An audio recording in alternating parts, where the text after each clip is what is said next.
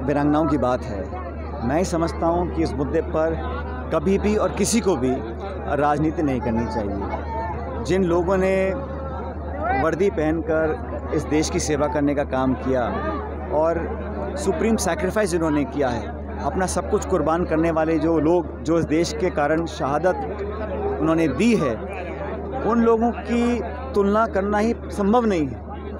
और उनके परिजन जो हैं वो इस देश की संपत्ति हैं, उनको संयोजे रखना, उनको मान सम्मान देना, उनके हर तरह मदद करना, ये हर सरकार, हर संस्था, हर नागरिक, हम सभी का कर्तव्य है। मैं ऐसा मानता हूँ कि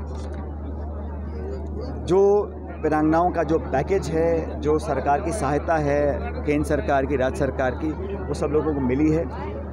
इसके अलावा भी अगर कोई मांग थी, उन मांगों को मैं ऐसा मानता हूँ कि संवेदनशीलता से अगर हम बैठ के इन बातों को सुनते और किसी भी नागरिक, खासकर ऐसी जो वीरांगना है, जो विधवा है, जिनके पतियों ने देश के लिए शहादत दी है, उन लोगों की बातों को सुनना, संवेदनशील होना और मांगें कितनी जायज़, कितनी संभव हैं, कानूनी, संवैधानिक जो भी मसले हैं वो हम सुलझा सकते हैं, आज नहीं तो कल, लेकिन उनकी बातों को सुनना ज़रूरी था।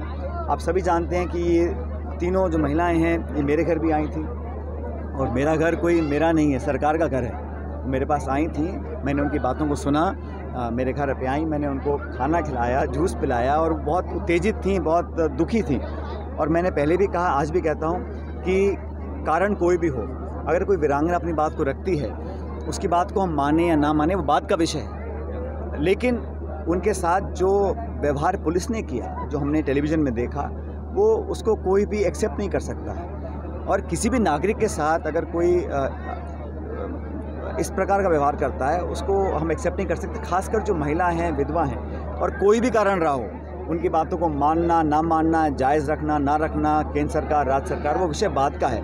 लेकिन जिस प्रकार का ट्रीटमेंट किया, जो मेरे को खुद वो बता रही थी, तो मैं खुद बहुत आहत था और मुझे लगा अगर किसी व्यक्ति ने इस प्रकार की कार्रवाई करवाई है या करी है तो उसकी जांच कराकर उस पर कार्रवाई करनी चाहिए, मेरा मानना है। मैं आज भी इस बात पर कायम हूँ। जहाँ तक बाकी विषय हैं, उस पर सरकार ने अपनी बात रखी हुई है, लेकिन इस मुद्दे पर किसी को भी राजनीति नहीं करनी चाहिए। हर व्यक्ति को अपनी बात रखने का अधिकार है।